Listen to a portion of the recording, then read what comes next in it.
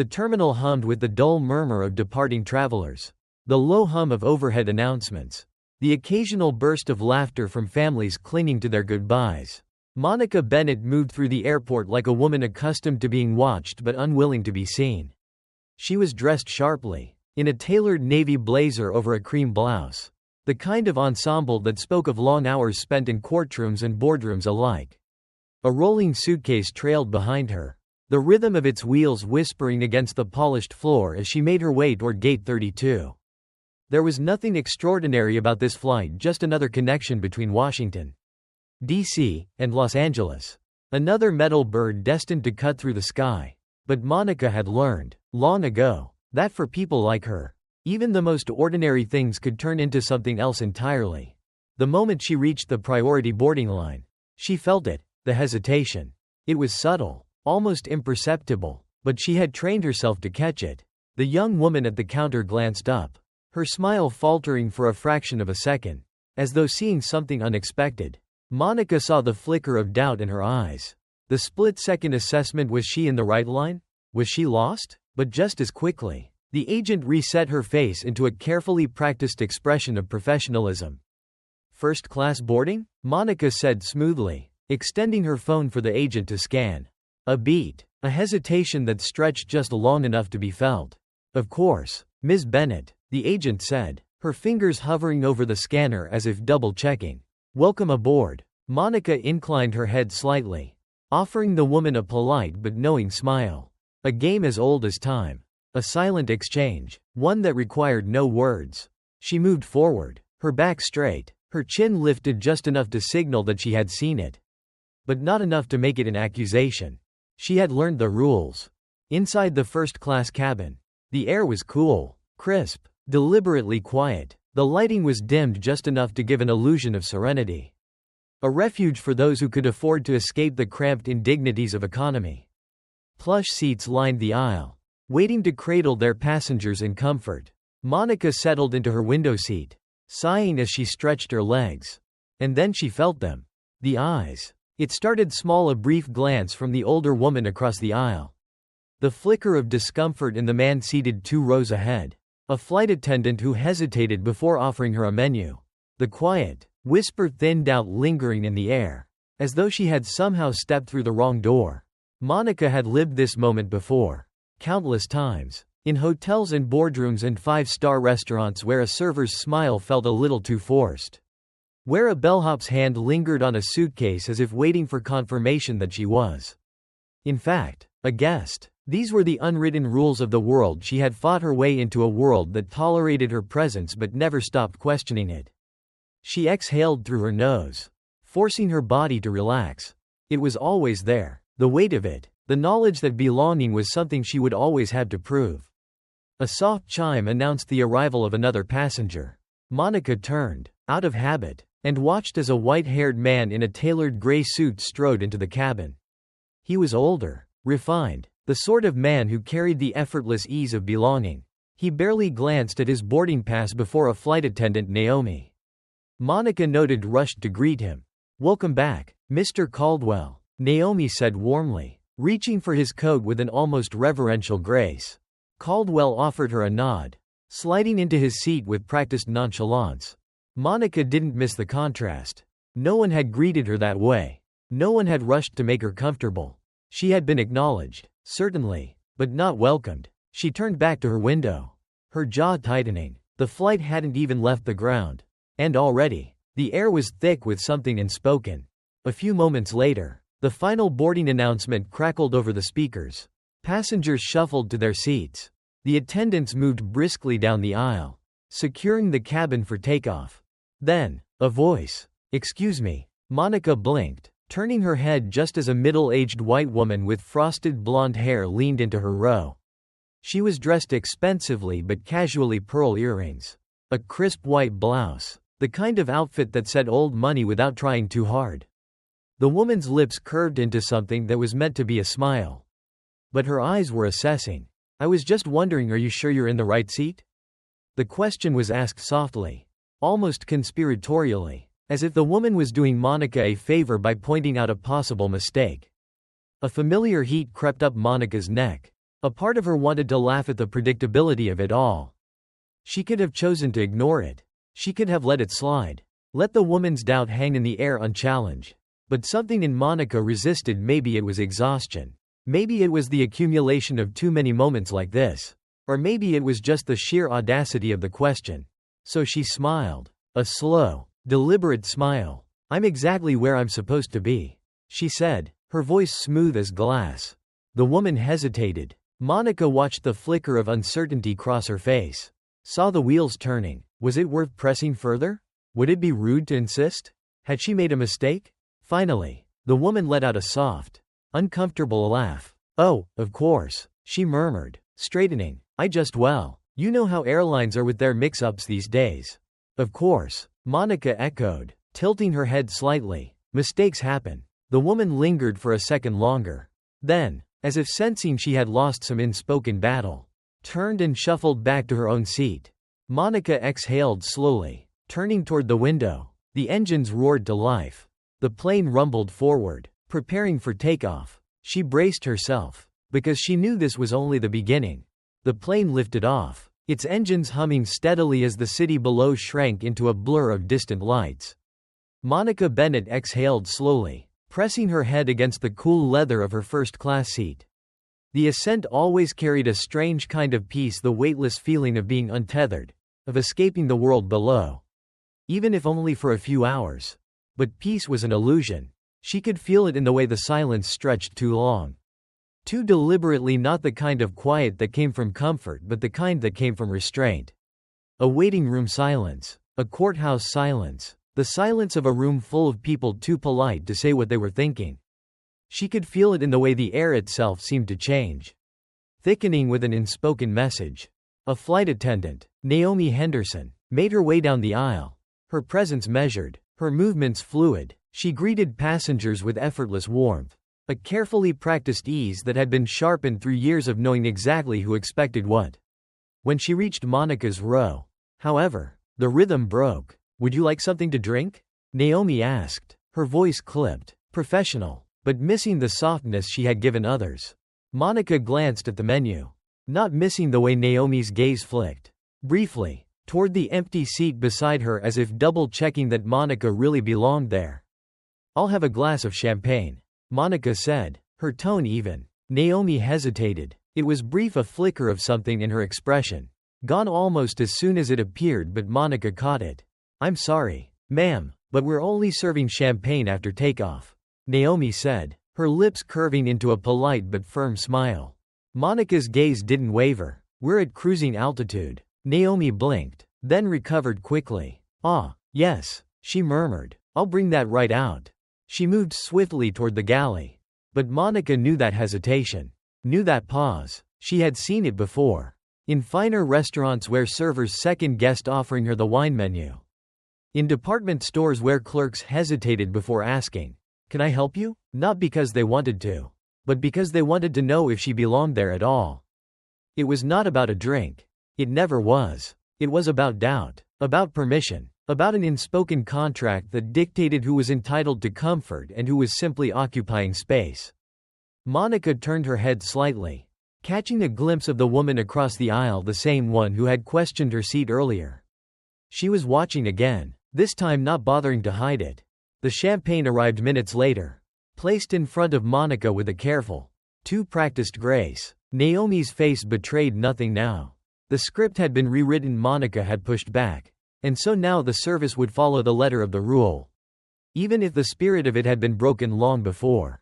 Monica took a sip, her fingers wrapped lightly around the stem of the glass, her expression unreadable. She wasn't interested in the drink anymore. She was interested in the rules. She had spent her entire career arguing the law, understanding the way words could be bent, twisted, turned inside out to mean nothing at all. But this was a different kind of rulebook, one that existed beneath the surface. One that was not written down but lived in the gestures, the glances, the pauses. It was a rulebook that had been passed down, generation after generation, through the soft smiles of airline attendants and the hard stares of businessmen who didn't like surprises. A rulebook that dictated who was welcomed and who was tolerated, who was served first and who was made to wait, who was invisible and who was out of place. And Monica had learned to read every word. Across the aisle, the woman Pearl Earrings, as Monica had now named her in her head, shifted in her seat. Setting her book down, she turned to Naomi, who was passing by again. "Could I have another glass of wine, please?" Pearl Earrings asked, her voice warm, almost intimate. "Of course, ma'am," Naomi replied, her tone softening into something more familiar, more accommodating. She moved quickly, returning within seconds with a fresh glass, smiling as she placed it down. Monica didn't miss the fact that Naomi hadn't said, "We're only serving after takeoff." She didn't have to. Monica took another sip of her champagne, schooling her face into a careful expression of calm. The plane hit a patch of turbulence. A brief but sudden drop, sending murmurs through the cabin. Glasses clinked against trays. A few passengers let out soft gasps, gripping their armrests. Naomi appeared again, moving with the ease of someone accustomed to pretending the world wasn't shaking beneath her. "Just a little turbulence, folks," she said lightly, her voice carrying through the first-class cabin. "Nothing to worry about." Monica set her glass down carefully, feeling the shift before it fully arrived. Because it always arrived. Pearl Earrings let out a dramatic sigh. Shaking her head, she turned not toward the flight attendant, but toward Monica. "You know," she said, her voice low but intentional, "I suppose you must fly often for work." It was not a question. Monica looked at her slowly, tilting her head. "I do." Pearl Earrings smiled, tight and knowing. "Must be nice, having the opportunity." The words were light, but the weight of them settled like stones between them. Opportunity. Not hard work, not earned success, but an opportunity, a chance, a stroke of luck that had landed Monica in first class, rather than the result of decades of discipline, education, and excellence. Monica recognized this particular game as well. The art of casual dismissal, wrapped in the polite, practiced folds of conversation. It was not direct, it was never direct. Because directness meant confrontation, and confrontation meant risk. So the language changed. It became words like fortunate, lucky, interesting, words that kept the real meaning just out of reach. So that if you pushed back, if you named what was happening, you were the problem. You were the one reading too much into it. Monica smiled, but there was nothing warm in it. "Yes," she said smoothly, "it is." Pearl Earrings hesitated, as though sensing something just beneath Monica's words. Something unsaid but present. Monica let the silence stretch, holding the woman's gaze just long enough to make her shift in her seat. The plane had steadied, but the air had not. Monica turned her attention back to her book, but she could still feel the stares, the weight of unspoken thoughts pressing against her. She had spent her entire life learning how to navigate these moments, when to push, when to retreat, when to let the silence do the work. But she also knew this. There would come a moment when silence would no longer be enough. And that moment was coming soon. The hum of the engines filled the cabin. Steady, almost soothing. The turbulence had passed, leaving behind only an uneasy quiet. Monica Bennett kept her eyes on the book in her lap. Though she hadn't turned a page in the last 15 minutes, she could still feel the weight of Pearl Earrings' words hanging between them. The way they had slipped into the air so effortlessly, so casually, like an old habit. Must be nice, having the opportunity. The thing about words like that, polished, practiced, benign on the surface, was that they came with a kind of sharpness that wasn't immediately felt. Not until the cut was deep enough to sting. They were designed to be just vague enough, just slippery enough, so that if you pushed back, if you called it what it was, the response would always be the same. "Oh, I didn't mean anything by it. You're reading too much into it.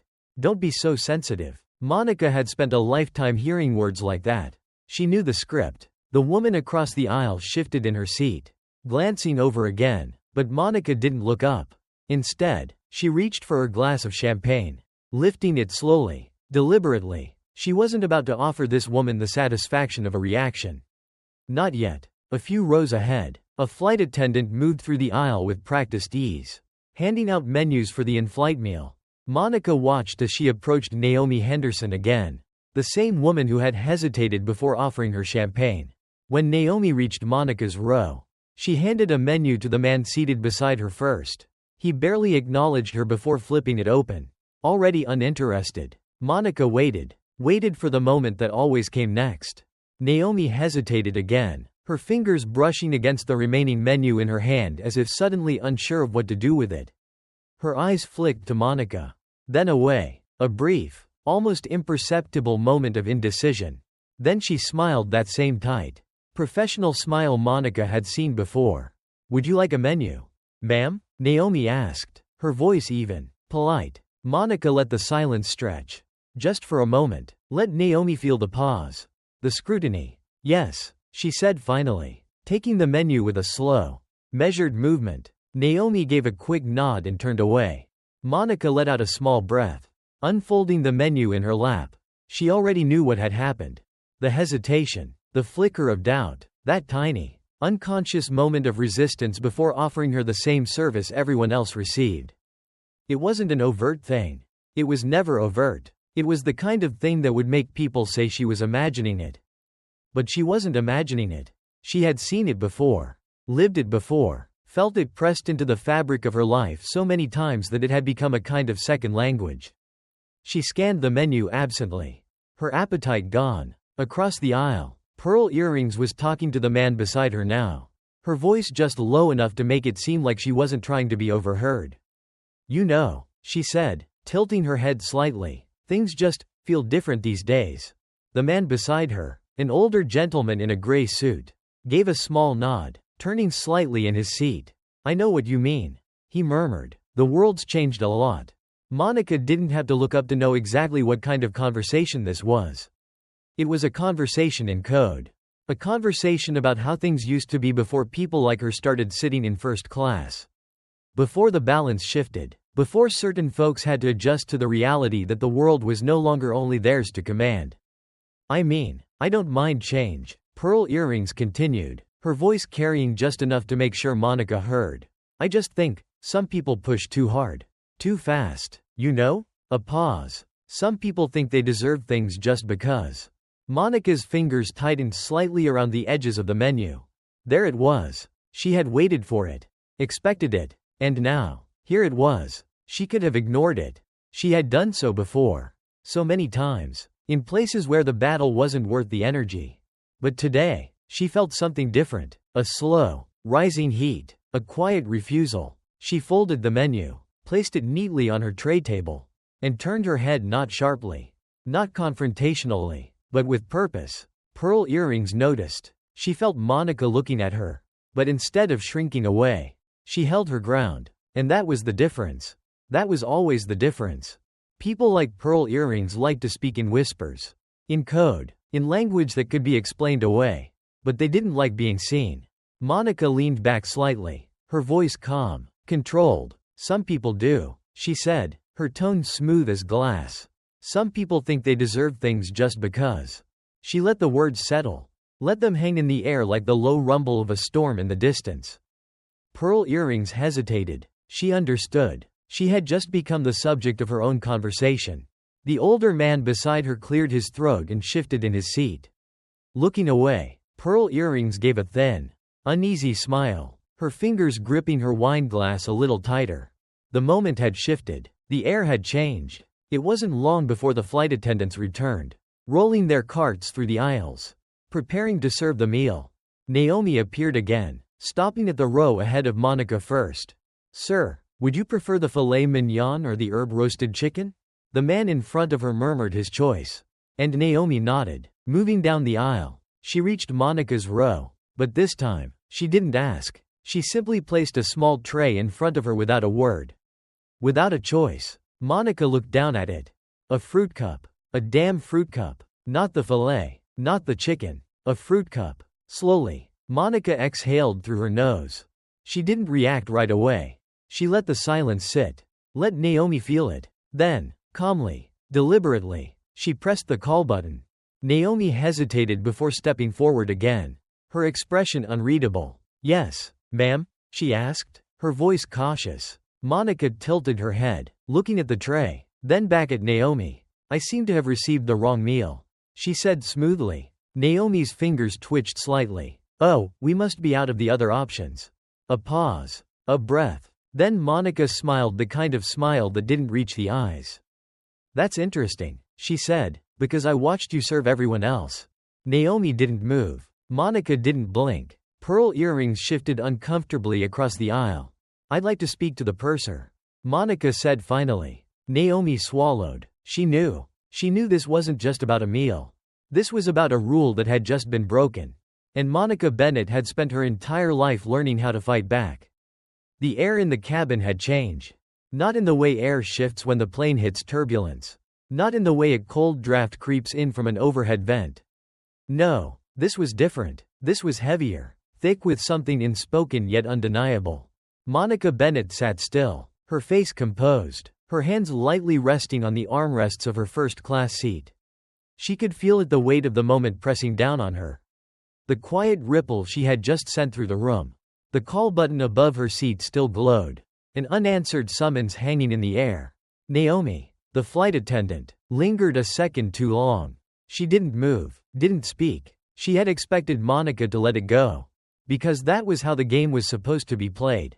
You took the slight. You swallowed it. You convinced yourself that maybe it wasn't intentional. Maybe it wasn't what it seemed. You laughed it off later with a friend, shaking your head, saying, "Girl, can you believe that?" But Monica had learned something long ago. You don't fight every battle. But when you do, you fight to win. Naomi blinked, clearing her throat. She knew she had made a mistake. But she wasn't ready to admit it. Not yet. "Ma'am, Monica tilted her head slightly. Her voice smooth but sharp as a blade. "I'd like to speak to the purser." The words cut through the air like a bell ringing in an empty hallway. The older man across the aisle, the one in the crisp gray suit, shifted uncomfortably. Pearl earrings turned the page of her book. But her eyes hadn't moved from Monica since the moment she had spoken. Naomi hesitated again, but the weight of the watching eyes, the quiet scrutiny, forced her to act. "Of course, ma'am," she murmured, her professional mask slipping just slightly. She turned on her heel and walked quickly toward the galley. Monica sat back. She could feel her own pulse, steady and slow, as if her body was preparing itself for what would come next. She had taken the first step. And now she would see just how far they were willing to push. It was always like this. First, it was the small things. The hesitation, the extra beat before handing her the menu. The drink, the seat assignment, a pause so brief that, if you weren't paying attention, you could almost convince yourself it didn't happen. Then, it escalated. A fruit cup instead of filet mignon. A hand on a shoulder when there was no reason to touch. A question that didn't need to be asked. "Are you sure you belong here?" And when you pushed back, when you did the thing they never expected you to do. When you refused to accept what you were given and demanded what you were owed, that's when the real test began. Would they back down? Or would they dig in deeper? The purser arrived 2 minutes later. A man in his 50s. With silver at his temples and the kind of posture that suggested he was used to handling complaints but not used to being challenged. His name tag read, Graham. He smiled. The kind of smile meant to diffuse rather than to resolve. "Ms. Bennett," he said, his voice smooth, calm, rehearsed. "I understand there's been some sort of misunderstanding?" There it was. Misunderstanding. Not discrimination. Not mistreatment. Not deliberate exclusion. A misunderstanding. The word sat there between them, waiting for Monica to accept it, to let him control the narrative. She didn't. Monica took her time. She let the silence stretch just enough to make him uncomfortable. Then, she smiled. "A misunderstanding implies there was confusion," she said. "I wasn't confused." The purser's smile faltered, just slightly. "I ordered a meal," Monica continued, her voice unwavering. "The same meal that every other passenger in first class was given. Instead, I received this." She gestured toward the fruit cup sitting untouched on her tray table. Graham's expression didn't change, but Monica could see it in his eyes. He was calculating. How far could this go? Would she make a scene? Would she escalate? He made a choice. "Ma'am," he said carefully, "we do sometimes run out of certain meal options. I do apologize if you didn't receive your first choice." But, Monica let out a small, knowing chuckle. She leaned forward, just slightly. "You know," she said, lowering her voice just enough to make him lean in. "If that were true, I wouldn't have seen you serve the chicken to the man across the aisle just 5 minutes ago." Graham froze. Pearl earrings looked away. The man in the gray suit cleared his throat and stared straight ahead. The purser recovered quickly, but not quickly enough. I'll have to check with the catering team." Monica raised an eyebrow. "No need," she said smoothly. "I'll just take my filet mignon now." Silence. And then Graham caved. "Of course," he said, his smile returning, but now it was forced. Stiff. Uneasy. "I'll personally bring that out to you right away." Checkmate. As Graham walked away, Monica felt the shift in the air. The unease. The realization that they had underestimated her. Pearl earrings kept her eyes down on her book. But Monica saw the way her fingers clenched around the pages. The older man in the gray suit stole a glance at Monica, then quickly looked away. The flight attendants whispered in the galley. Their voices hushed, hurried, and Naomi couldn't meet Monica's eyes at all. The meal arrived a few minutes later. This time, it was served with careful hands. With forced courtesy, Monica picked up her fork. Slicing into the steak, she chewed slowly, deliberately, because this was never just about the meal. It was about what it meant. The unwritten rules had been challenged, and Monica had won. The plane continued its journey across the country. But the balance in the cabin had shifted. The people who had whispered before? They weren't whispering now. The ones who had doubted her presence? Now they sat uncomfortably in their own. And Monica? She was exactly where she had been the whole time. Right where she belonged. The hum of the engines was steady. An uninterrupted drone that should have lulled the passengers into the false comfort of routine.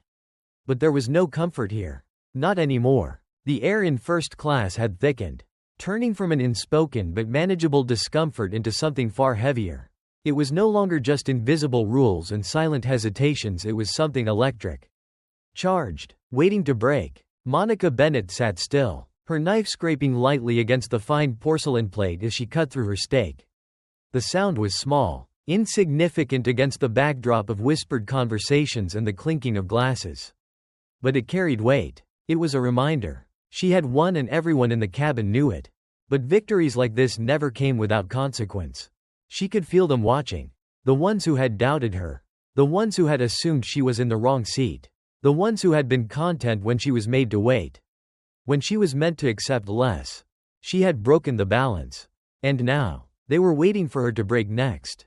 From the galley, she saw Naomi Henderson, the flight attendant, whispering with another crew member, Bryce. A tall, broad-shouldered man who carried himself like someone who had never been questioned a day in his life. He wasn't part of the first-class crew. She hadn't seen him before. And that alone told her exactly what was happening. They had sent for backup. Bryce's gaze flicked toward Monica's seat. Just for a second too long before he nodded at Naomi and turned. Making his way down the aisle. She didn't flinch. She had been here before. A store clerk calling for the manager. A security guard tightening his grip on his belt. A police officer resting a hand near his holster. The escalation had begun. Bryce stopped beside her row, clearing his throat. "Ma'am," he said, too loud, too pointed, his voice slicing through the low murmur of the cabin. Monica turned her head slowly, refusing to be rushed. "Yes?" Bryce folded his hands in front of him, giving her the polite but firm look of someone who had already decided how this was going to go. "I understand there's been a complaint." A pause. A long, deliberate silence as Monica set her fork down, folding her hands neatly on the tray in front of her. A complaint? She let the word settle. She didn't have to look to know that the passengers around her were listening. Bryce nodded, shifting his stance, adjusting his tone just enough to sound reasonable. But only just. "Yes, ma'am, a few passengers have expressed concern about your behavior toward our flight crew." Monica inhaled through her nose. There it was. The final play in the rulebook. The moment when they turn the story around, when the person who has been wronged becomes the aggressor. When the woman who simply asked for what she was owed is suddenly difficult. Disruptive. A problem that needs to be solved. She didn't look at pearl earrings across the aisle. But she could feel the smug silence radiating from her. She didn't turn to the man in the gray suit. But she could hear his newspaper rustling as he feigned disinterest. She had forced them to see her. And now, they would punish her for it. Monica exhaled slowly, gathering herself, steadying the pulse of anger that threatened to rise. She tilted her head, her voice smooth, deliberate. And what behavior would that be? Bryce hesitated. He had expected fear. He had expected anger. He had expected submission. But he had not expected this. Monica leaned back in her seat, waiting, watching. Bryce's jaw tensed, just slightly. Well, ma'am, we were informed that you've been uncooperative with the crew. That you were raising your voice.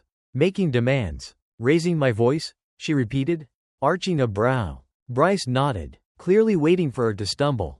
To make this easy for him. But Monica had spent too many years in courtrooms to be easily cornered. She smiled. That's interesting, she said, her voice steady, because I don't recall raising my voice. What I do recall is being served a meal different from every other first-class passenger and requesting it be corrected. A beat. Monica pressed forward, just slightly. Are you saying that asking for the meal I paid for is considered disruptive behavior? The silence was deafening. Bryce blinked. Naomi, standing behind him, shifted uneasily. Monica didn't move, didn't blink, didn't break, because she knew exactly what was happening. This was the moment before the real decision was made. Would they back down? Or would they escalate? Bryce's lips parted, but before he could speak, another voice cut through the tension. A voice Monica did not expect. Excuse me. The man in the gray suit cleared his throat, lowering his newspaper. Monica turned her head slightly, just enough to see him watching Bryce carefully. I was sitting here the whole time, he said, his voice calm, measured, and I didn't hear her raise her voice once. A ripple of shock. Bryce hesitated. Sir, we appreciate your input, but I also saw what happened with the meal. The man continued, and I don't see why a passenger asking for what she was supposed to receive is suddenly a problem. Monica's gaze snapped to him. For the first time, Bryce looked uncertain. The man turned his eyes to Monica, his face unreadable, then looked back at Bryce. Is this really necessary? He asked. A new tension filled the cabin.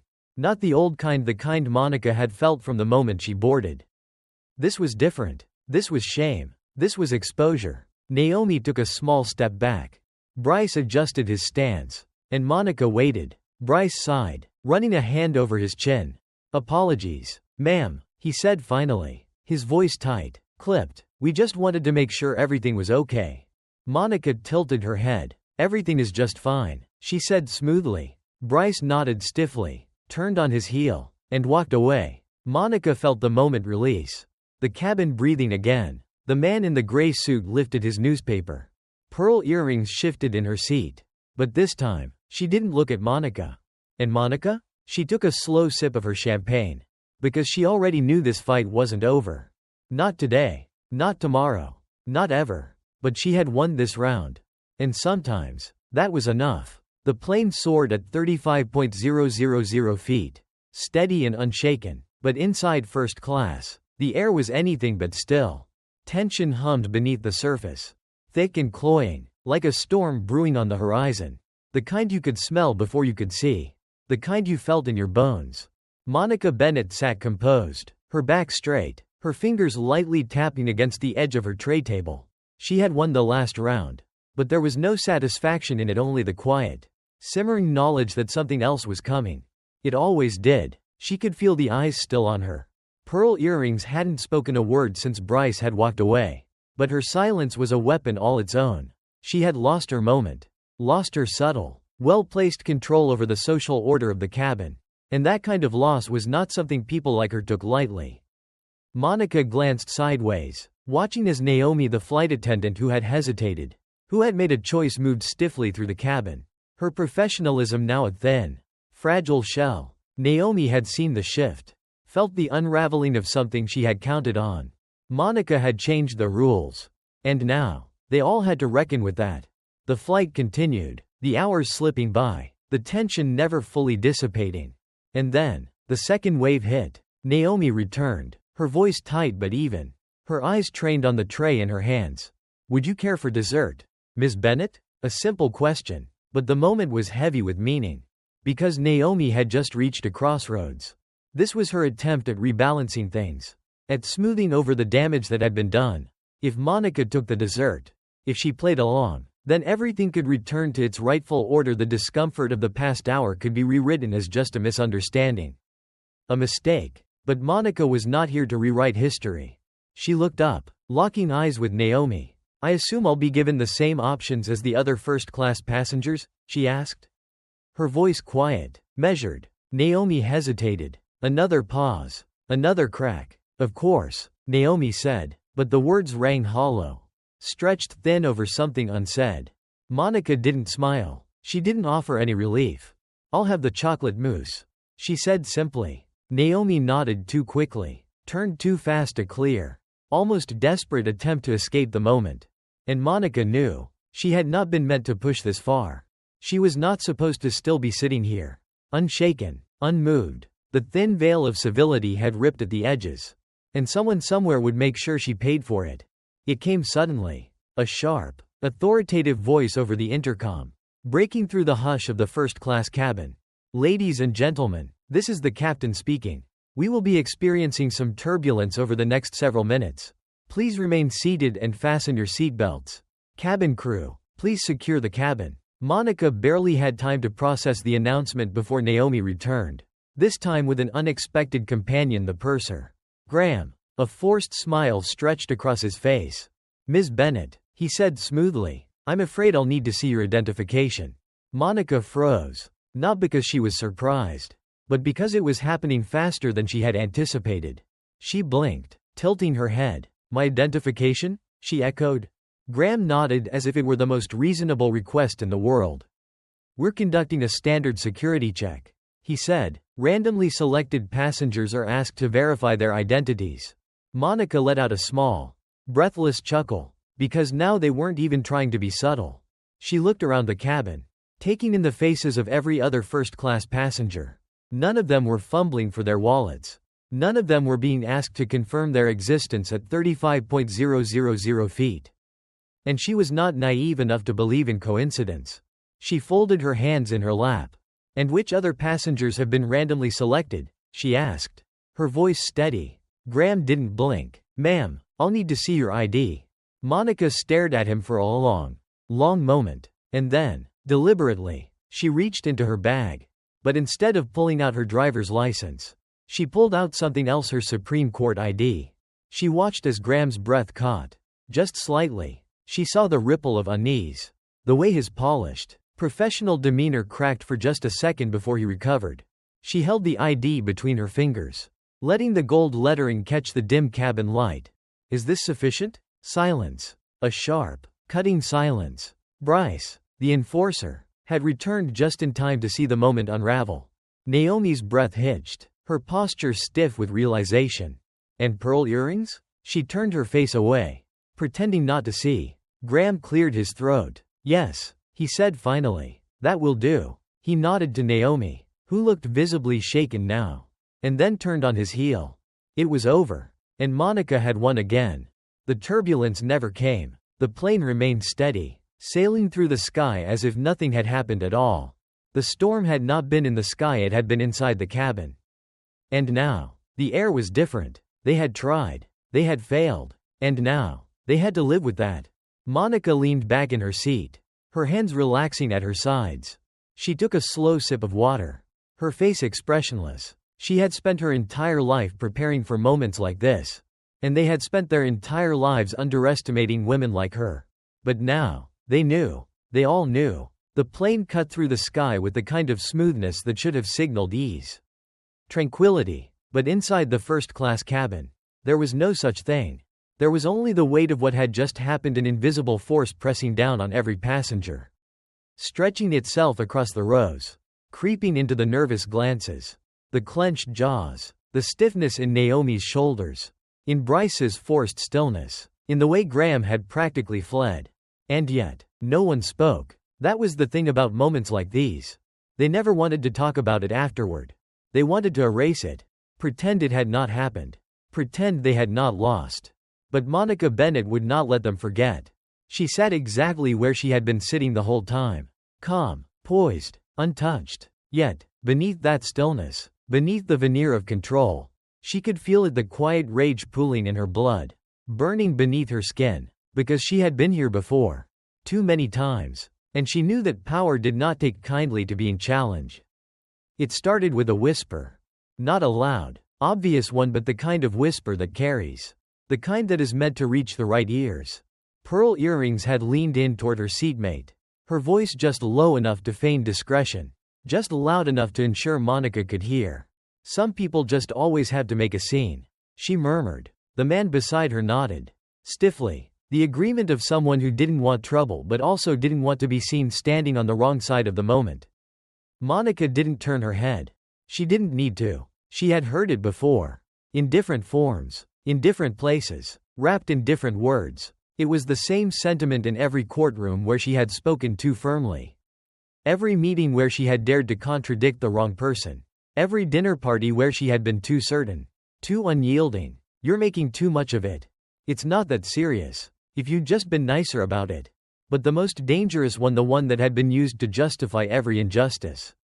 Every form of exclusion. Every barrier put in place was the simplest. You people are never satisfied. That was what Pearl Earrings was really saying. That Monica should have accepted what she was given. Even when it was less than what she was owed. That she should have smiled and swallowed it.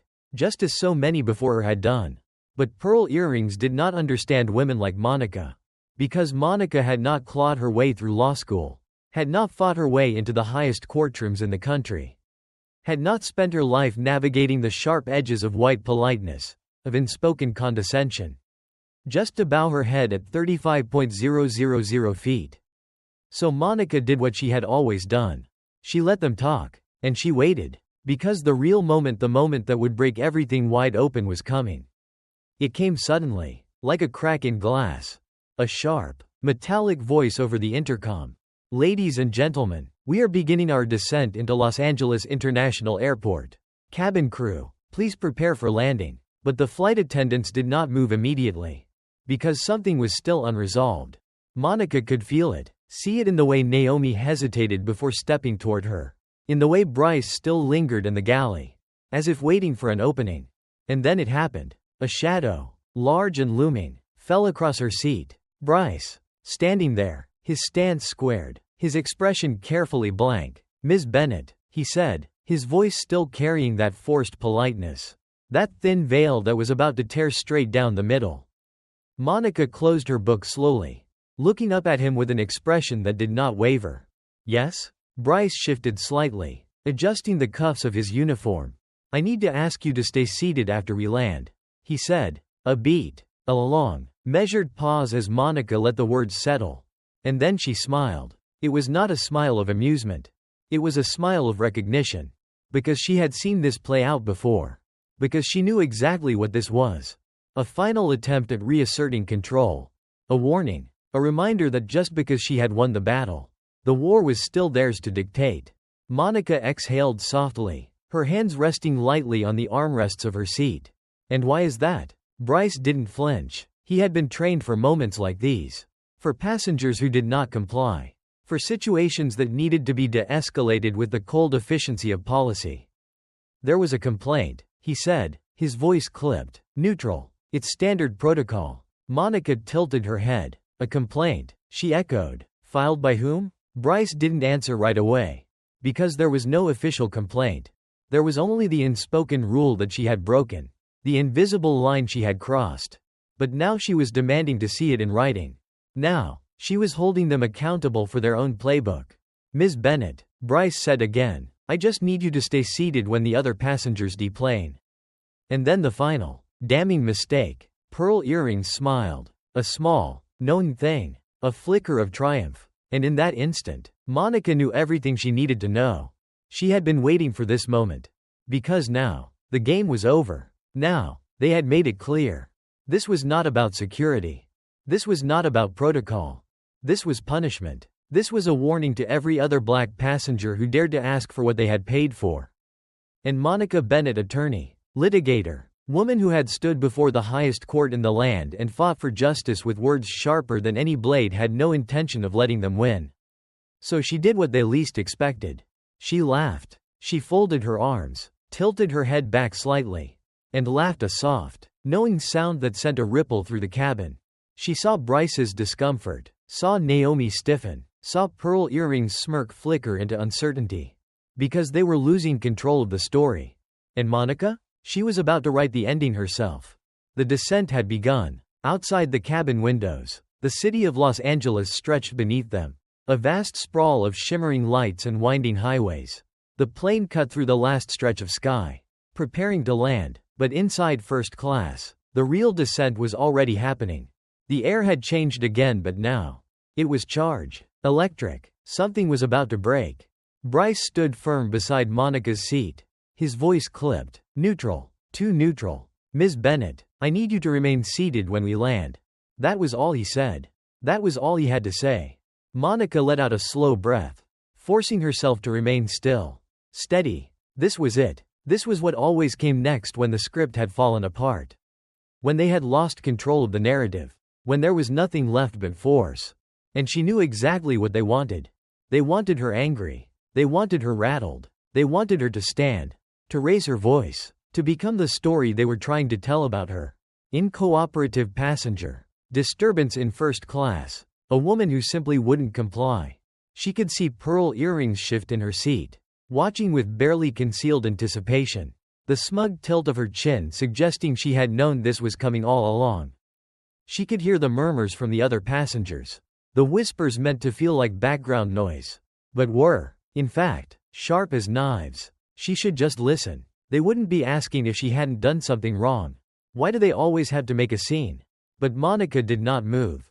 She did not blink. She let the tension stretch until even Bryce began to shift under its weight. And then she spoke. No. A single word. Firm. Unshaken. Absolute. Bryce stiffened. A flicker of surprise crossed his face. Because he had not expected her to deny him outright. Monica leaned forward slightly. Her voice calm. Deadly calm. You said this was standard protocol. She said. So tell me, where is the other passenger who was asked to remain seated? A silence thick as smoke. Bryce's lips pressed into a thin line. Ma'am, I don't have to explain. You do. Monica cut in, her tone sharper now. Because either you have a valid reason for singling me out, or you don't. Bryce inhaled, but before he could answer, another voice cut through the air. This is ridiculous. Pearl earrings. Finally, she had stepped in, unable to bear Monica's defiance any longer. She turned in her seat, her face set in an expression of forced exasperation. The kind of irritation that came from being denied the easy victory she had been expecting. We all saw how you were acting, she said, shaking her head. It's not that serious. Just listen and let us all get off the plane in peace. Monica let out a small, sharp laugh. That's interesting, she murmured, tilting her head, because I remember you questioning whether I belonged in this seat before we even left the ground. Pearl earrings' face tightened. I don't know what you're talking about, she said quickly. Don't you? Monica's voice was softer now, but it cut deeper than ever. She let the words hang there. Let pearl earrings feel the weight of them. Because now, it wasn't just about Monica anymore. It was about the entire room. It was about all the people in first class. Who had sat silently as it happened. Who had watched. Who had let it happen. And now, they had to sit with it. The plane touched down. A slight jolt ran through the cabin as the wheels kissed the runway. But inside, no one moved. The usual rush, the unbuckling of seatbelts, the anxious shifting of bodies preparing to stand did not come. Because all eyes were on Monica. Because this was now a standoff. Bryce cleared his throat. Ma'am, we need you to comply.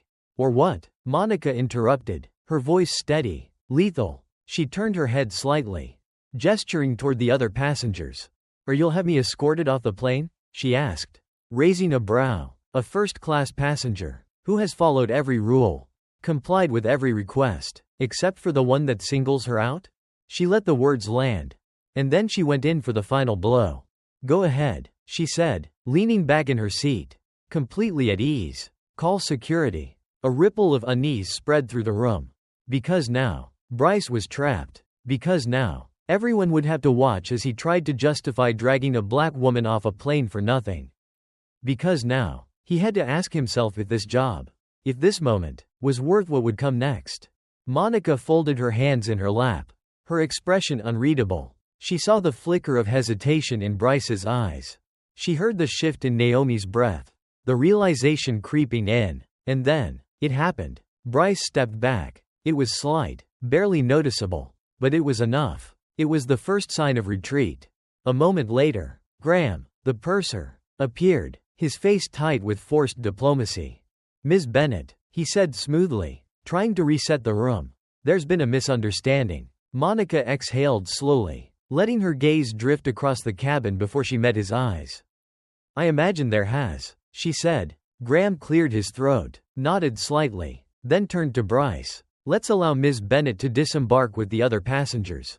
A beat. A long, stretched silence. And then Bryce nodded. It was over. Monica inhaled. And then she stood. She took her time gathering her things, moving with deliberate ease, forcing them all to watch as she took the space that had been hers all along.